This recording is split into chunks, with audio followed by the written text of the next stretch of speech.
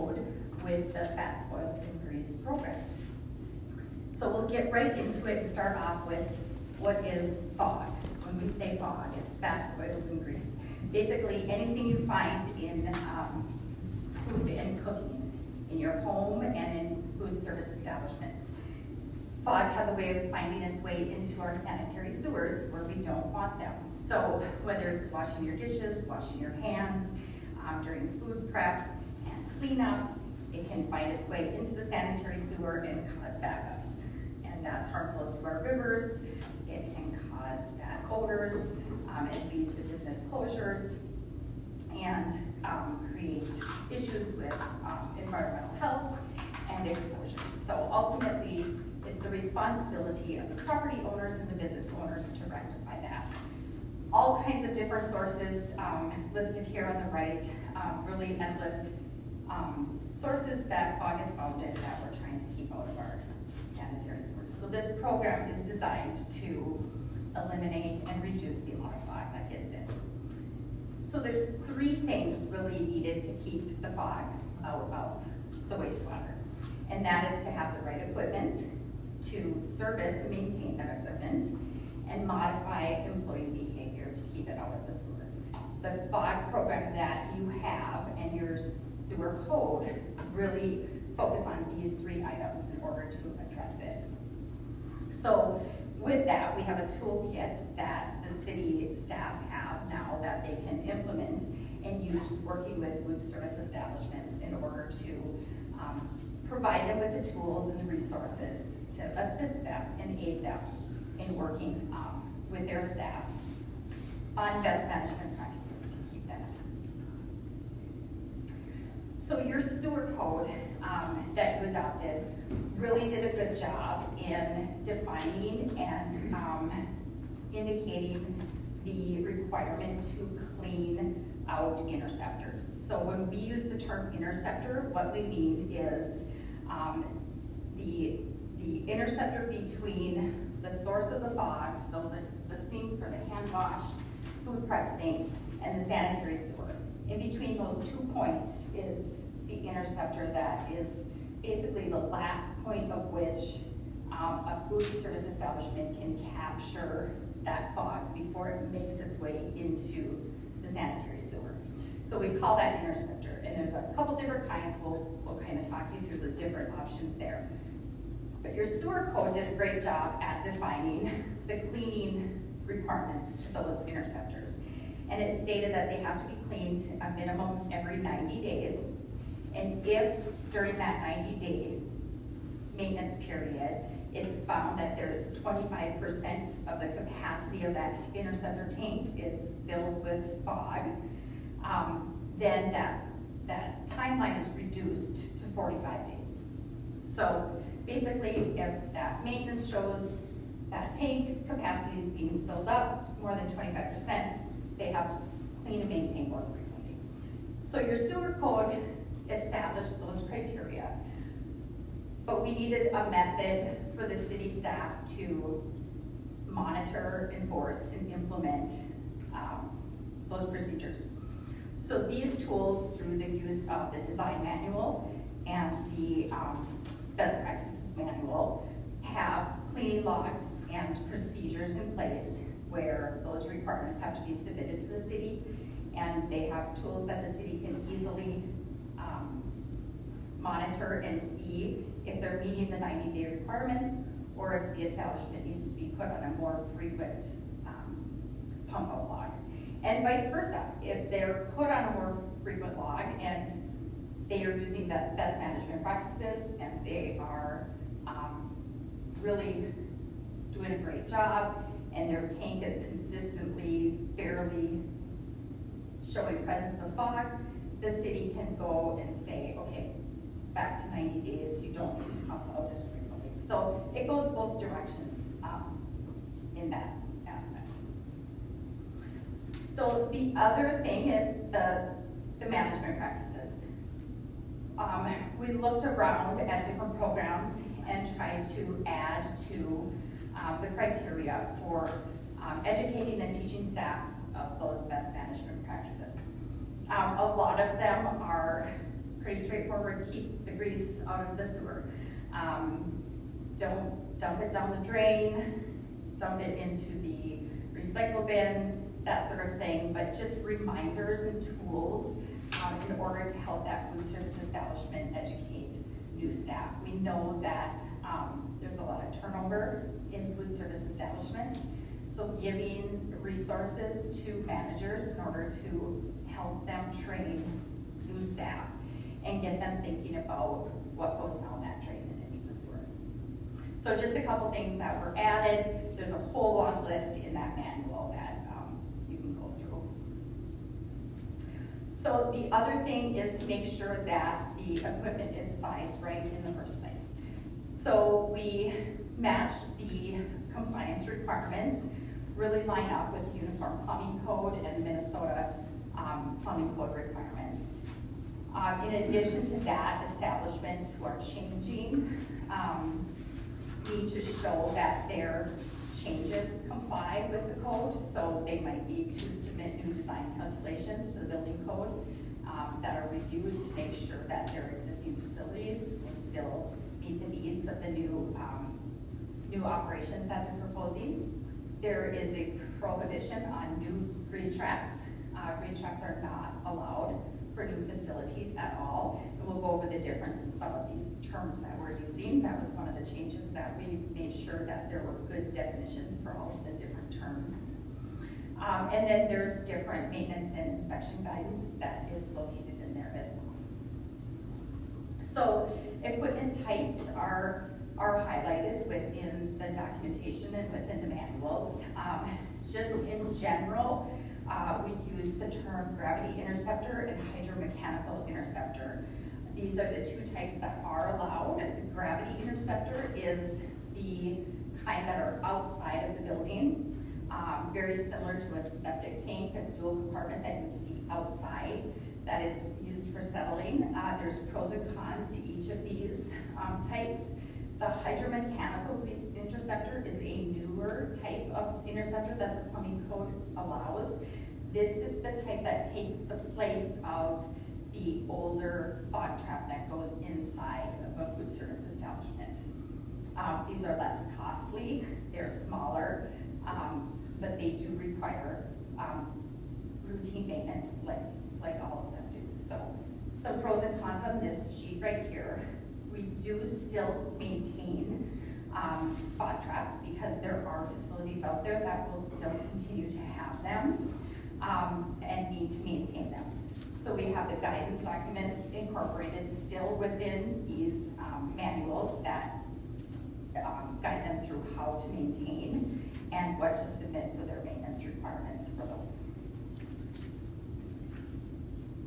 We also go through the traditional gravity interceptor. Those are the ones outside, usually 750 gallons or larger, that are located exterior to the building and are pumped out routinely. And then we have specific guidance for those new style of hydromechanical grease interceptors. These are the ones inside the building, usually small, 15 to 60 gallons. They do make them larger for larger facilities also, but the typical ones are smaller. And they operate using air entrainment, so it's very important to maintain the piping systems so that that air is able to get in. And the reason they are more effective than your standard fog trap is because of that air carrying and being able to entrain the fog within that and remove it. So the equipment design requirements, some key points are you've got the city code now that aligns with the fats, oils, and grease manuals that are adopted by the code, and then that all aligns, of course, with the plumbing code and the building codes that are also required. Everything has to be easily maintainable so that those three requirements of being designed properly, maintained, and then best management practices to keep it out in the first place are met. So that was a lot of information of a whole big program and a lot of documents in a short amount of time, but I hope that if you have any questions, you ask them and I will provide you some answers.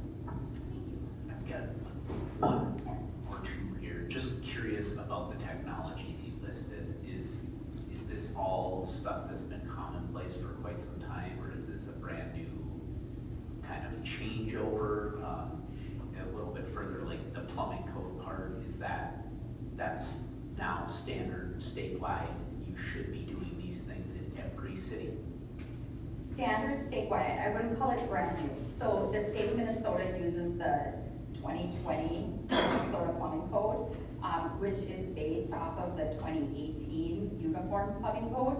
So it's been in place for a number of years. So usually it is kind of lagging behind a few years. So the technology is not brand new, it's tried, true, and tested for some time. So no shocks to the general public that this is some Right. cutting edge thing. Yeah. This is a continuation of our existing phone program.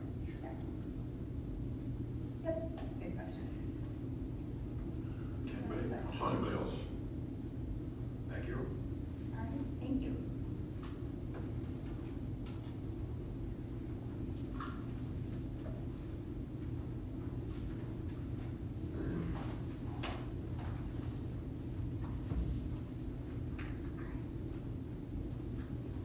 Moving on to our second presentation.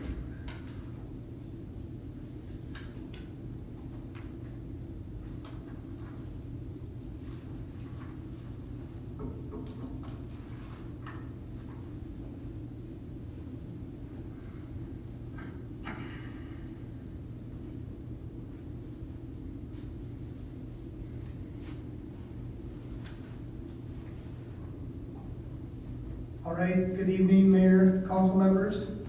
I'm just going to go through a little project overview here regarding the agenda item for tonight's consent agenda, adopt resolution 2026-009. So this includes plan approval and ordering advertisement for bids for this project. So we'll go through this. It's a presentation that you've all seen a couple different times and had some other discussion regarding this project. So I'll go through it quickly, and if there's anything that you specifically want to cover, just stop me and we'll cover it. So the three project areas: Clearwater Road, the whole North Lindale area, and Brentwood Drive. Just all the street segments associated here. And there was a bit of discussion through this project and with neighborhood meetings and things of that nature of some of the longer term items that are tied with this and how long these specific project areas have been kind of in the works for getting sanitary sewer specifically and water. And 3 of the 5 remaining neighborhoods here that were identified in the comprehensive plan to become, or to get city sewer. Again, just some of the basic statements from the capital improvement plans from the past. And then with it being a 429 project, it's just highlighting some of the steps that we've taken already, some of the neighborhood meetings, ordering the project, feasibility, approval, things of that nature. And tonight's meeting is about plan approval and authorizing advertisement for the project by resolution. Purpose and need, pretty straightforward: municipal sewer and water service to all these homes and empty lots, and improve the deteriorated street surfaces. Existing conditions, just want to touch on the existing street width of 24 feet. Rural sections in these areas. Stormwater is not as well collected as it will be after the project, but it is kind of the same ditch system, though they're much shallower, I'll say, and deteriorated pavement. So the proposed improvements: Clearwater Road is proposed to be constructed to a 26-foot width as a more collector street. All the other roadways are intended to be 24-foot width and then typical residential section. Those are just the layouts of the sections. Proposed improvements for trails is just trail reconstruction on Clearwater Road. The purplish line here, purplish shape on the north side of Clearwater Road, it's an existing trail.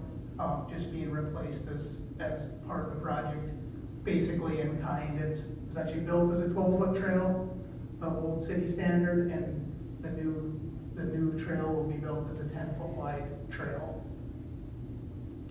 Existing conditions, generally there's not sewer and water directly in the neighborhoods, but it's fairly close. And there is not water main, with the exception of Brentwood Circle, which Brentwood has water main but not sanitary sewer. So for the most part, residences are served by wells and septic systems. Proposed improvements, straightforward 8-inch sanitary mains through this area, mostly 8-inch PVC lines with a little bit of 12-inch, or with 12-inch on Clearwater Road, as it's a more primary loop around the city and kind of to the western portion of the city. Simple 1-inch water and 4-inch service lines, new hydrants, and a sanitary lift station is proposed, lift station 27 near Clearwater Road and Welton Road. So this is just kind of the general layout and showing the layout of the sewer system, and then primarily identifying service stops to each home. Brentwood Circle is shown just to note the existing water main, so this is largely a sanitary sewer improvement project, and we are looking to replace all the water services on Brentwood in kind from the curb stop to the main. Project costs by category here, total project cost, all-in cost, construction, right-of-way, engineering, legal fees, financing, roughly $7.3 million. And back to the schedule tonight with plan approval, bidding, a bid opening March 3rd as identified in the resolution. With council action, the next step would be to move to an assessment hearing April 9th, and looking at construction spring if everything tracks as we had intended. So that's pretty much it for this presentation. I don't know if there's any particular items of concern or questions. Council, go ahead. Yeah, one quick one. Just regarding the cul-de-sac, I know we had talked about the possibility of removing the center of cul-de-sacs, and I don't know if that's a Trevor question or just kind of curious. There's the one big Brentwood Circle there, and I can't remember where we landed on all that, but I know we had talked about trying to save pavement by not having them be complete asphalt, and I don't remember if we made that official or that was just a discussion point, but wanted to bring that up as just a question. That was. We never made it official. We never did update the ordinances and stuff last year, but on this project, we could sure look at it if it would work with the way that the water and sewer is laid out exact. We could sure take a look at it. The other item I'll note on that is some of those were the larger cul-de-sac bulbs, and if it's not large enough to really accommodate it, so we can more formally look at that. There'd be two of them on this project, one on Glendale and one on Brentwood, so we'll take a look at it. Yeah, if it's feasible and doable, you know where I stand on that. So if it weren't concrete, would it be? Correct. Correct. Yes.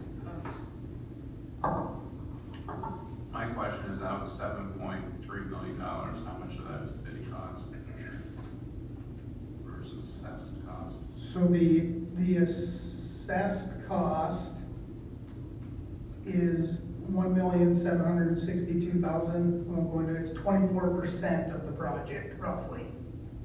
So city cost of $5.5 million, assessed cost of $1.7 million, and it goes back to the fixed rate assessments that we talked about. But 24% is the number, roughly. Okay. Well, at this point, I haven't seen a revised CIP report. Just show us where how we're gonna pay for this $5.5 million. Yes, we had that at the ordering of the improvement, Mark. It was in chart. Some of it is collector roads, some of it is sales tax yet. It was in there, we had it in that RCA when we ordered the improvement. Okay, but this is getting back to like the discussion we had at utilities where, you know, we haven't seen a CIP report to see where all these projects are coming. We're just funding these projects one at a time, and I've not seen how we're sustaining all this. So I'm still not in favor of moving forward till we get a CIP report. And I guess I'll be saying that until we get a CIP report. Did you get the right-of-ways resolved? Did you come back at looking with the, or is this another project here? No, that was, we did do, approval for offers. Yeah. So those are in residents' hands, and we've been having discussions with them, but we haven't sealed the deal on right-of-way or easements at this point. Okay. So we need to know that before we move forward, or? No? No, Okay. we've got a plan in place. If they don't come with it, we can still do condemnation and still make the project work. Yeah. We have a schedule. No issue with that. Okay. All right, any other questions or comments? All right, thank you. Thank you. Got done a little earlier. Mr. Mayor, if I can add one thing on the work session side. In the first presentation, it doesn't have to do with the presentation itself. Just wanted to throw out there for staff. It looks like we're still running handwritten forms, and I know in certain instances, like in the back of a kitchen, if they're cleaning out traps and things, that might be the best way to go. But I just wanted to throw out that I think it'd be nice if there are situations where we can keep identifying ways to digitize everything that we're doing, where we're asking people for forms and information. Maybe handwritten is the best way to go here, but I wanted to throw that out there as well. Thanks.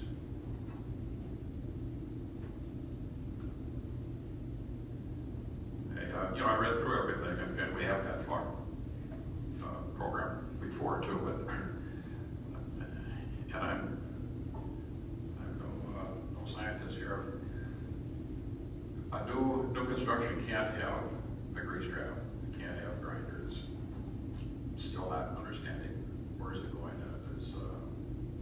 It's just going to settle. They're going to pump it out. So what's different?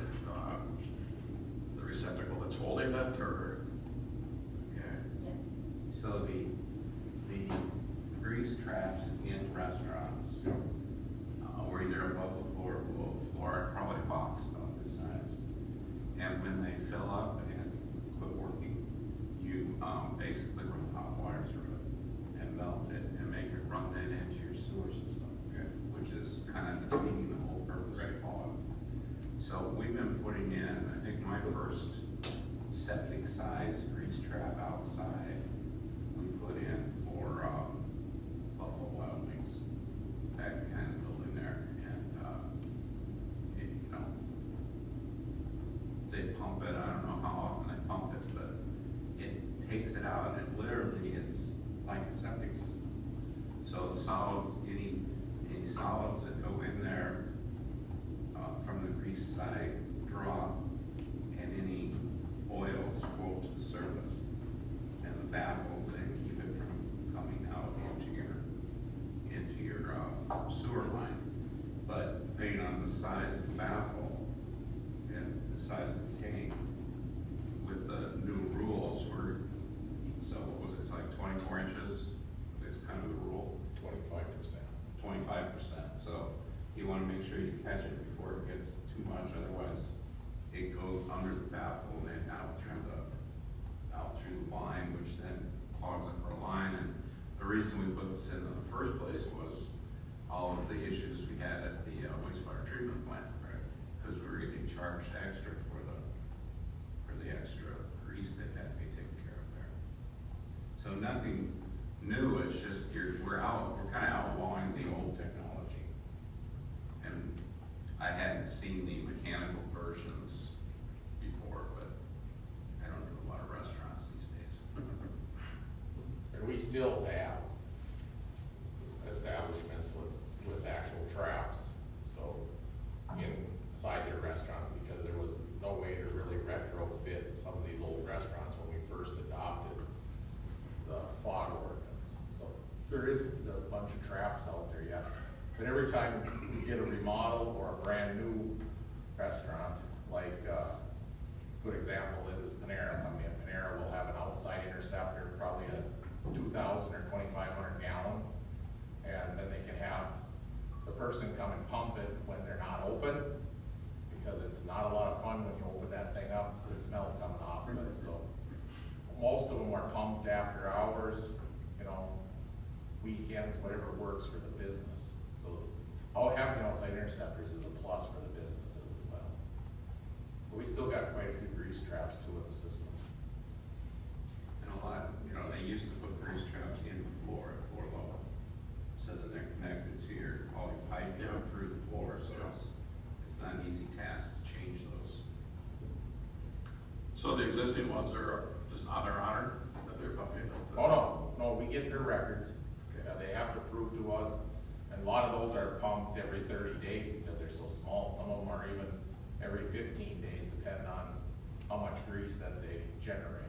Okay. You know, And a lot of times they can do it themselves and then put the grease into the recycling. But it's just one of those things that has to be done. Okay, great. Well, good conversation. I'd like for a motion to adjourn the workshop. So make the motion to adjourn? Second. All in favor? Aye. Short, we'll go to our.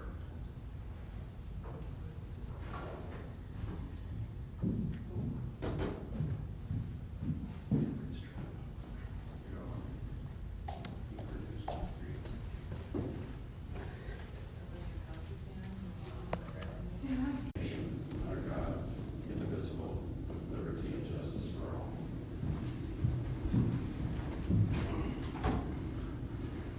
Public comments, any verbal or written? Don't have anything, no?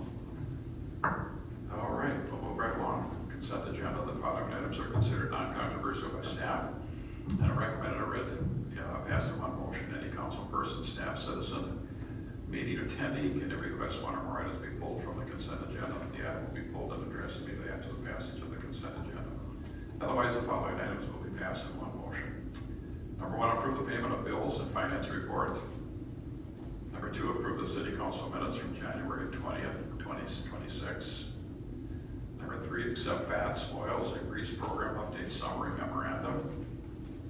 Number four, approve design manual related to the fats, oils, and grease program. Number five, discharge and best practices manual related to fats, oils, and grease program update. Number six, accept FSE Unlimited FSE Toolkit and implementation tools related to the fats, oils, and grease program. Number seven, adopt resolution 2026-009, approving plans and specifications and ordering advertisement for bids for the 2026 Clearwater Road, North Glendale area, Brentwood Circle Street Utility Improvements Project, municipal project number 4068. Please poll, Mr. Mayor. Number eight, approve R.L. Larson Excavating Inc., final pay estimate number 14, in the amount of $112,989.04 for the 2024 South Forestville Area Improvements Project. Number nine, accept the Sourcewell Water Protection Implementation Grant. Number 10, adopt ordinance 2026-001, approving zoning ordinance text amendments related to architectural and animal regulations. Please poll number 10. Vote number 10. Motion to approve the consent agenda. Motion by Cross. Second. Second by Tabbitt. Any further discussion? All in favor, say aye. Aye. Okay, first bold. Number 7. Number 7. I am wanting to vote no on that one because of the fact that we have not received our CIP yet, Okay. as discussed earlier. Motion approved. Number 7. I'll make the motion to approve number 7. Motion by Alessio. I'll second. Second by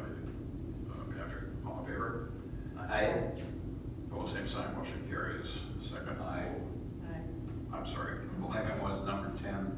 Okay. And my concern on this is changing of the architectural design standards to allowing 100% architectural metal on all four sides of the building in the C1 and C2 zones. We went through a lot of work over the years to develop these standards and come up with what we consider to be good quality mixes of materials in different projects, and I hate to see us move backwards on that. Yes, a person could do a very good job using, concealed fastener metal, but there's nothing here that requires them to do so. I mean, literally, you could, as the way I'm seeing it, and maybe Josh, if I'm misrepresenting it, but I could literally create a building one color, one material, and build it right there in any of our C1 and C2.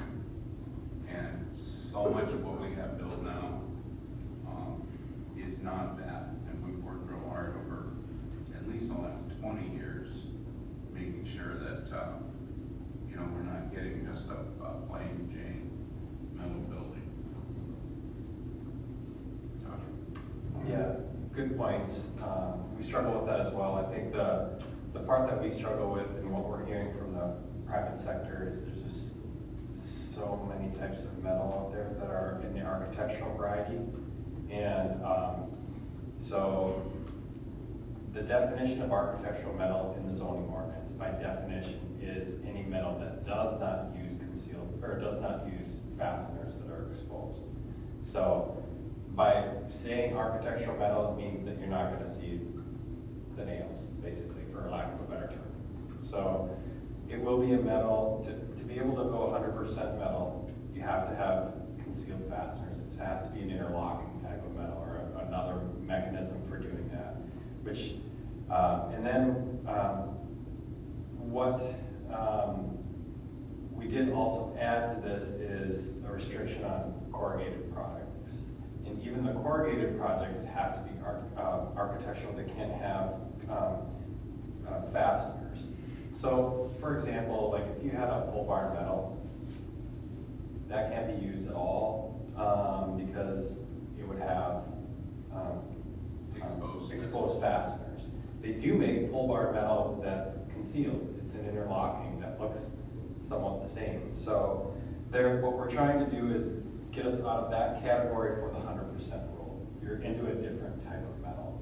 Typically, you're going to be into more of an architectural metal, but there's so many products out there. We're just getting a lot more requests for metal to be a dominant source of exterior material. There's so many different types of products out there that are in that architectural world, and we continue to get requests for it. And I think it's been a problem for people to see that limitation at 50% for some businesses. That's why we brought it forward. We did make that change already in our office zone, just so you guys know.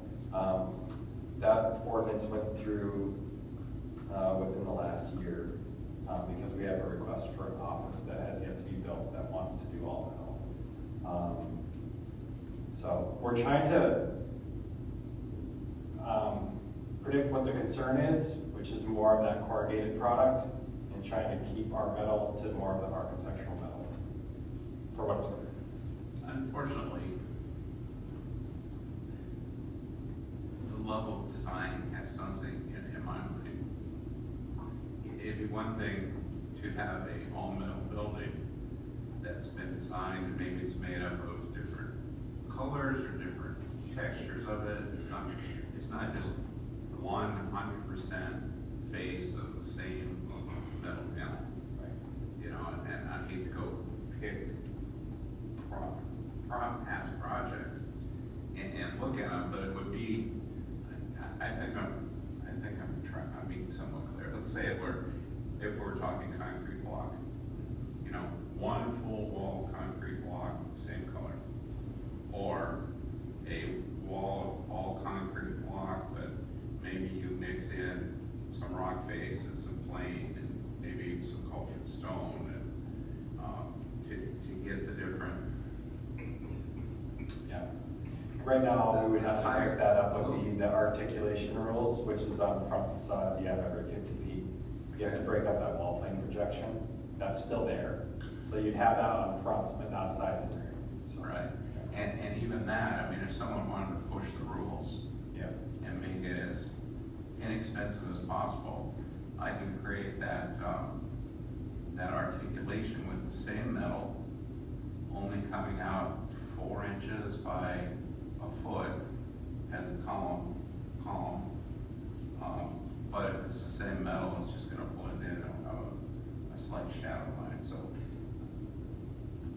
Not everyone is gonna push the envelope, but I think once we see the first building that pushes the envelope and goes, well, I'm just gonna go 100% this color, this design, and you know, we're gonna be really disappointed in it. So would they do that for cost, that it would be less? Sure.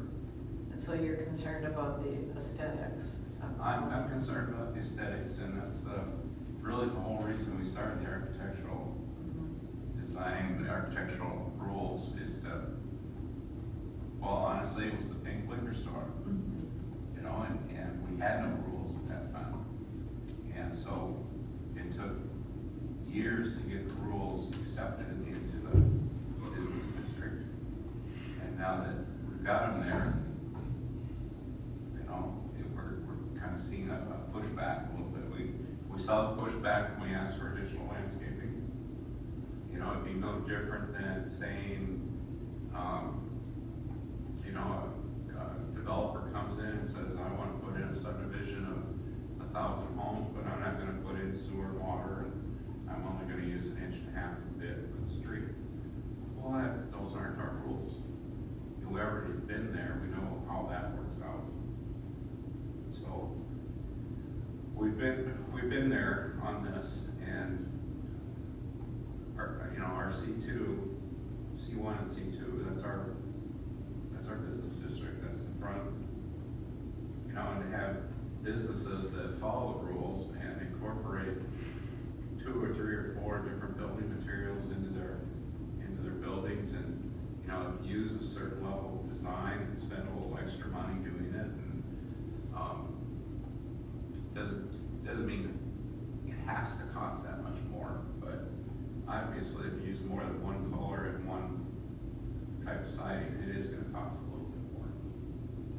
And I think that's the challenge we're running into, because we have, yes, I think what Councilmember Cross is describing is, yes, you could have someone that just is maybe lower on the design side and expense side, and goes with one color, one design metal, and maybe they work around the articulation, we get more of a blank wall. But we also have really quality architectural designs with multiple types of metal, some that look like metal, some that look like wood grain. I mean, there's really incredible products in the metal world today. I agree with that. And we're getting, we've seen it. and they're running up on the 50% is my only point. How do you capture that design in the rules? That's the challenge right now. For me, it could be 100% metal, as long as it was designed Right. to not look like 100% metal. Right. I think what we're trying to do is trying to, you know, if it's not 100%, I just think 50% is a little bit rough when people are, you know, I don't know if there's a different number there, or maybe it's varying. You have to, within that 100%, you have to vary your types of metals or something like that within that. Maybe there's another sentence we could add. We are coming up against it with some designs that are coming forward. We've done variances for people in the past to this rule. I do know that. We could continue to do variances, I guess. But I just want to share that, you know, metals are no different than like an Ichia, or like there's a lot of varieties and a lot of ways to make it look really modern. And, you know, what we're trying to do is get into that world by having no exposed fasteners and no corrugated, so that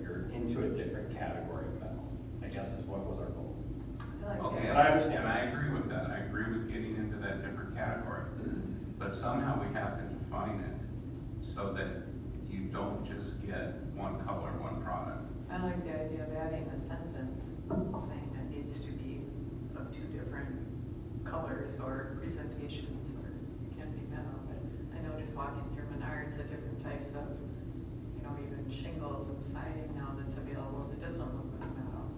Sure. And I know before, when we had the architectural committee, that's what the architectural committee did, is we worked with these people. And we came up with this, we helped them come up with designs that met our rules. And yes, there were some variances, yes, we tweaked here and there, but I'm not necessarily in favor of doing a holistic change just because we've got a couple people sitting in the wings and we're bumping up against some design. You know, if you were to sit here and tell me the two you're bumping up against are higher than a single color, single material, Yeah, the and it design- really looks great, Yes, we have That's- one coming that's incredible. that's wonderful, but how do we capture that and put it into an ordinance so that that's what we get in the future? Yeah, I think there could be a sentence added that says, if over 50% architectural metal is used, the multiple types of metal and or colors shall be utilized. Something like that. Colors, textures. Textures, yeah, we could do a sentence like that, I think would really help. Mhm. And I think that would be really in line with what we're seeing. We're just, yes, I think the concern is definitely real, that could happen if somebody wanted to go basic with the design. So I think it's a really fair point. And if I saw that in the text, I probably would have brought it forward. Yeah. So if we could make that change, I'd be all for it. Just if you were making a change like that tonight, so we could get it approved tonight.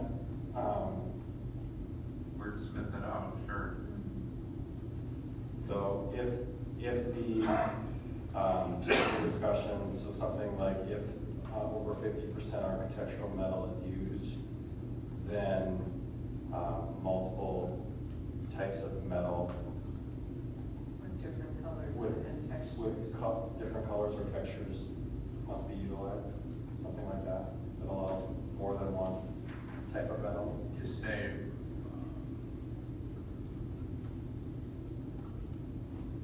multiple profiles, colors, and textures. I don't know. If you're comfortable making a motion, that would be great. Is it appropriate tone-wise? I'm just curious, could we, like, leave this for a minute or two and let you sit at your computer for a second and like, give it more than a running conversation, just so you feel Once we- good about it? Once we finish this, there's like 5 minutes left to the meeting. Well, I'm willing to sit here in silence if you want to like, just do it right Yeah. the first time, I guess is my thought.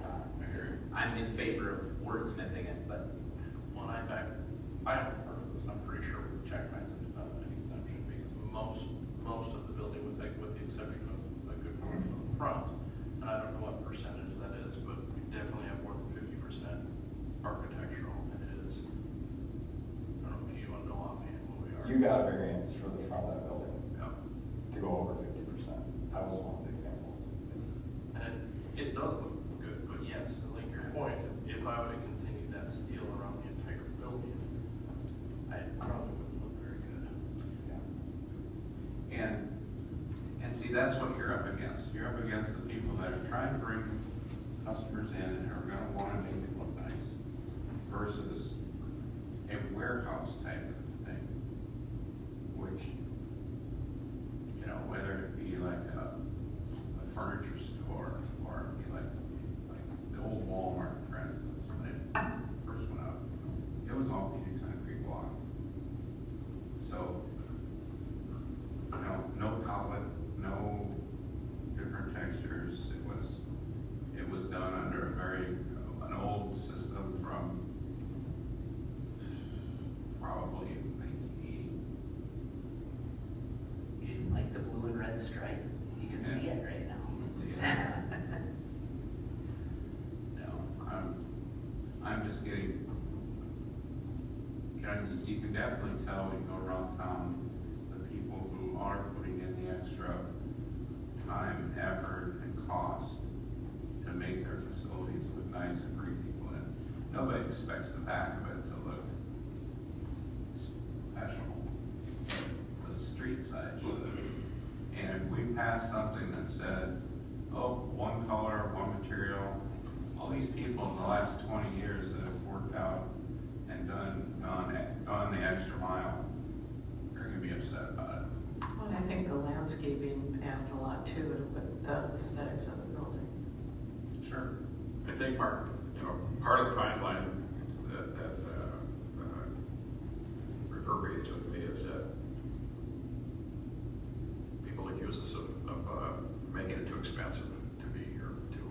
And, we want the finest, and we do. We want it to look nice, and then there's a connotation that goes along with that too, which isn't pleasant. Yeah. So to find that happy medium where, we want a nice standard, but we still want to be, I don't know, reasonable is the right word, but people, what I'm trying to say, that people can afford to be here. Walmart can afford to do whatever we tell them to do. That's a different story than Jack Pine, smaller entity trying to get up and running. And so I always worry about that, where that line is, between. And it's really tricky because it's seemingly one of the fastest changing industries is exterior materials. I mean, there's just new products every day, and people are good at using them. So I got something here if you want. And that's why in our architectural ordinance, we had in there that materials would be reviewed and then added as necessary. But if you want to look at the difference between the two, look at Patrick's first location of business and look at where he is today. That's a pole barn. It's essentially. Right, exactly, but that's essentially what you could end up with if you're not careful on this. Yeah. I don't want to muddy the water, but didn't you deal with some of this with the motel, the latest motel with different? Yeah, that's an example of us changing our code recently for an entirely different way. They wanted to use more of a residential product, but a long-lived residential product with residential lap siding, which was more of a synthetic, like LP Smart Side was what that was about.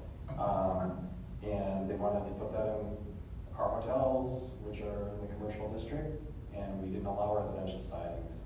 Well, when that got established, we were dealing with more of the traditional, probably 1980s and 90s residential siding of, vinyl, steel, aluminum, those typical residential profiles that are this big, but the sheet's like, this big with two kind of breaks in it. But now today you can get these things with all different profiles. They can last a really long time. They're really not a lot different than some of the commercial products. And so we allowed those with, I think it was like an 8-inch profile to get something that's not going to look so much like the 80s and 90s residential, just to try to allow that flexibility while at the same time not having it look residential. So we're continuing, even post Architectural Review Commission, trying to adjust to what we're hearing and bringing things forward. It's just to the Planning Commission and Council now, because we don't have the Architectural Review Commission anymore. But there will always be a need to always tweak that ordinance. Very, very fair points, and it's very difficult to regulate it fairly, so that people want to have freedom of, they have freedom of design, doesn't have too much cost, while still gets us to have attractive looking buildings in the community. I think that's always a really, it takes a lot of work to thread that balance, if you will. So, for what it's worth, if we have a sentence, if over 50% architectural metal is used, 2 or more architectural metals with different colors, textures, and profiles shall be used. And just break it up, you're going to get at least 2 different types of metal on that wall. I'm good with that. Make a motion to pass that resolution with those changes. Second. Any more of the discussion? All in favor? Aye. Opposed, same sign, motion carries. You go back to number 10 and approve that. That was the answer. Also comments. Did that cover it then, by changing the ordinance and then, okay. All right, head on to council comments, Connie. Just one, given the weight of decisions we've had lately and the amount of time we've all put in, and I'm really proud of us as a council and as a city staff that we're able to dive in and do the hard things, but yet when we disagree, we're able to respectfully disagree. And I think that's become a must start, so I'm proud of us. Zach? It actually ties to something Councilmember Licio mentioned at our last meeting that I wanted to kind of reiterate. I've talked a few times about things like residential along the corridor, our commercial corridor, and she noted that the Northwoods feel thing that comes up over and over. And I think from a positive perspective, it's kind of time for us to really think about the fact that the city of Baxter corridor has not been a Northwoods feel for 20 years. I, as a kid, don't remember coming up from Little Falls and thinking that I was up in the Northwoods when I was here 30 years ago. And I just think that embracing the fact that at least that portion of the city is not and has not been a quaint little sleepy corridor of a small town for many, many years is something that would do us all well, because that would allow us to think really hard about having beautiful commercial buildings that are mixed use and are embracing the fact that this is a major regional commercial area, that we want more density and more activity per square foot in that area so that we can keep residential taxes on these large Northwoods field lots in our residential areas down. Because we're frankly working with a fixed pie, and we either pay residential property taxes or we pay commercial property taxes, and when one gives, the other takes. So I think it's really important that we just change our mindset as a city towards trying to get more activity in that down through the corridor area in our industrial park, along the places where we've seen more growth recently. And I just want to note an example for, I pulled property tax records and looked at the Walmart property is 22.29 acres, and according to Crow Wing County, it's worth $7.4 million, which if you think about, there's all kinds of other commentary we could have on that incredibly low valuation. But then the apartments that are right next to Jack Pine are on 4.39 acres, and they're worth $8 million taxable value. So we want more of that and less giant parking lots and less giant empty spaces that are not producing commercial activity. That's tying back to the reason I was in favor of trying to find ways to do vertical mixed use in this area. It allows for a much more efficient development pattern. So just using that as an example, I'd like to see us continue to at least have an open mind to those things, as well as embracing that R1A zoning ordinance that we have, and maybe even looking to ways to get to an R1B or something that allows for even more density in the wide swaths of areas that are staring down an opportunity for sewer and water but are completely undeveloped.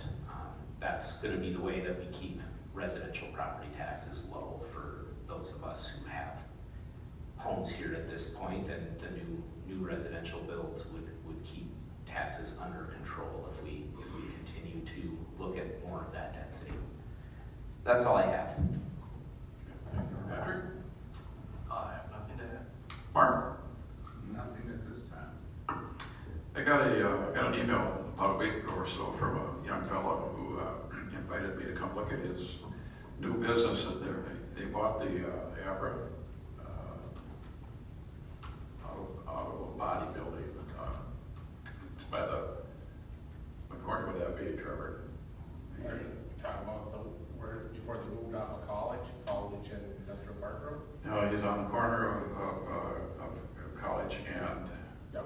industrial park. In the industrial park, yeah.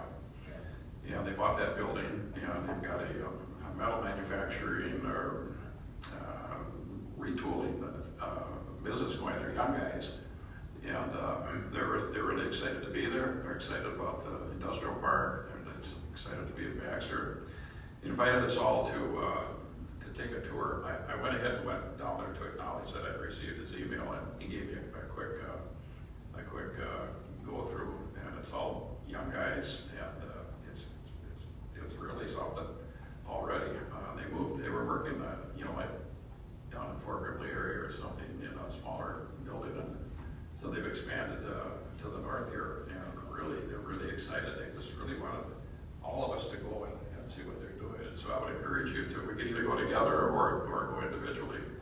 It's called Q Manufacturing, and they're in that building on the corner. I don't have the address in front of me here, but you all know what I'm talking about. And take a little tour through it. And again, they're excited to be here. He talked about how he said we just love this industrial park with the trees here, and it's just such a great setting. And he said it's a perfect location for us. So Q like the alphabet letter? Yeah, just Q Manufacturing. The address, Mayor, is 7548 Industrial Park Road. Okay. And I don't think you need to call ahead, just knock on the door. They'll be tickled pink to show you around. They're very proud of what's going on there, and they're excited for us to, and it's good for us to be part of the welcoming committees to welcome them here also. So we can either go together or go individually, but I would encourage you to do that. The fact that he reached out and he's as excited as he is. So that's all I've got. City Administrator, anything? No report. Nothing, huh? Okay, looks like we're gonna be able to do an adjournment here. Motion to adjourn. Motion by Cross. Second. Second by Lisco, all in favor? Aye.